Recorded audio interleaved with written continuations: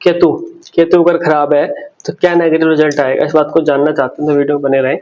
समझो केतु, पहली बात तो राहु का वो भाग है, इसका सर नहीं, मतलब सर राहु का, केतु धड़ है। अब केतु सिर्फ शरीर शरीर है, बॉडी नहीं है, तो मतलब सर नहीं है, बॉडी बॉडी है खाली।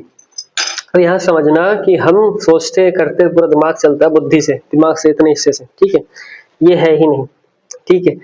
अब इसलिए कहा जाता है कि केतु डिटैच करता है, राहु अटैच करता है, नेगेटिव रिजल्ट प्रभाव पाप ग्रह है क्योंकि असुर ग्रह था।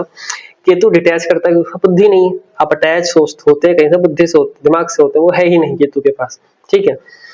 अब केतु खाली बुद्धि नहीं है तो क्या होता है, जहां जैसे जिस भाव में बैठता है उससे डिटैच करता है। अब ऐसे में कहा जाता है कि केतु जिस भाव में बैठा जाए उससे डिटैच करेगा, पर उससे व्यक्ति अटैच होने की कोशिश करे ही ना, उसके बारे में सोचे ना, परेशान ना हो। ये केतु का प्रभाव है। जैसे कि केतु अगर दूसरे भाव में बैठ जाए तो व्यक्ति धन के बारे में ना सोचे, सिर्फ सोचे ना, कर्म करे अपना। ऐसा नहीं कर्म ही छोड़ दे, सोचे धन ही ना मिलेगा, ऐसा नहीं।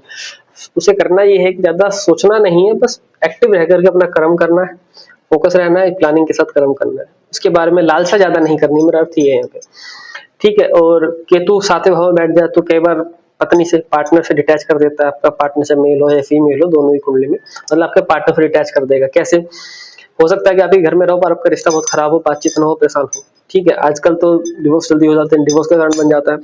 शत्रु राशि में भी है केतु। मित्र राशि में तो चीजें अलग हो सकती हैं। अगर सातवें भाव में शत्रु राशि में केतु बैठा है तो आपका रिश्ता तोड़वा सकता है या दूरियां बढ़ा सकता है बहुत ज्यादा। ऐसा भी मैंने देखा, मैंने केस देखे कि केतु बैठा हुआ है, उनका पार्टनर उनसे दूर रहकर जॉब कर रहा है, काम कर रहा है, पर वो दूरियां तो है, सुख नहीं है ना। आप साल साल, डेढ़ साल, दो साल के लिए नहीं है, विदेश चले गए तो आ नहीं पा रहे हैं, तो दूरियां बढ़ गई। पंचम भाव में है तो दूरियां बढ़ जाती है आपकी गर्लफ्रेंड रिलेशनशिप।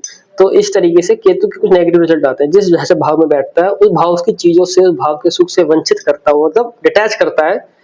तो करना क्या है ऐसे में, सबसे अच्छा दुर्गा माता की पूजा आराधना। इस बात का फायदा भी उठाया जाए कि अगर वो डिटैच कर रहा है तो आप जुड़ने की कोशिश ना करें, बस उस सुख को, उस चीज को प्राप्त करने के लिए अपना कर्म करते रहें।